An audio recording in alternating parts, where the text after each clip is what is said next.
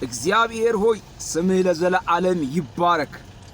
መንግሥትህ ለዘለዓለም ይባረክ። አንተ የአብርሃም የይስሐቅ የያዕቆብ አምላክ ያለህ የነበርክ ወደፊትም የምትኖር ኤልሻዳይ ከእስከ ማትባል ዘመን ማይገድብህ አልፋ የሆንክ ኦሜጋ የሆንክ ሁሉን የምትገዛ ሁሉን የምትረዳ ሁሉን የምታግዝ የእስራኤል ቅዱስ እግዚአብሔር ዛሬ ደግሞ የልጅህ የመስፍን አምላክ አንተ እግዚአብሔር በኔ በባሪያህ በኔ በልጅህ እግዚአብሔር ልትከበር ወደህ አንደበቴን ከተጠቀምከው አንደበቴን ከፈለከው ለአንተ ምርጥ ዕቃ ካደረከኝ እኔ ደግሞ እንዲህ እላለሁ እግዚአብሔር ሆይ ሕያውና ቅዱስ የሆነውን ነውር የሌለበትን እንከን የሌለበትን መስዋዕት አድርጌ ራሴን ይዤ ልመጣለሁ። ያልተሸራረፈውን ያልተቦራረሸውን ነውር የሌለበትን እንከን የሌለበትን የምታሸተውን ያንን መስዋዕት ይዤ እመጣለሁ። ቀሪው ዘመኔ ላንተ የእልልታ ላድርገው የምስጋና ላድርገው።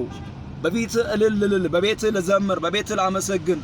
እግዚአብሔር ትልቅ ነው እያልኩ ትልቅነትህን ላወራ ኃያልነትህን ላወራ ገናናነትህን ላወራ የተሰጠኝ ዘመን እንደሆነ ነፍሴ ተረድታለችና አመሰግንሃለሁ። ስምህ ይመስገን፣ ስምህ ይባረክ። ይህንን ጊዜ ይህንን ሰዓት ስለሰጠኝ እግዚአብሔር ሆይ አንተ ተመስገን። እድሜን ሰጥተኸኛል፣ ጤንነትን ሰጥተኸኛል፣ ሰላምን ሰጥተኸኛል። መውጣቴ ባንተ ሆኗል፣ መግባቴ ባንተ ሆኗል። ቤቴ፣ ትዳሬ፣ ልጆቼ፣ ጓደኞቼ፣ ወዳጆቼ፣ የቅርቦቼ፣ የርቆቼ እኔን የሚያቁኝ እኔም የማቃቸው ስለኔ የሚጸልዩ ከጎኔ ያሉ እግዚአብሔር ሆይ ባርካቸው። ዘመናቸው ይባረክ፣ ሕይወታቸው ይባረክ፣ ትዳራቸው ይባረክ፣ ስራቸው ይባረክ።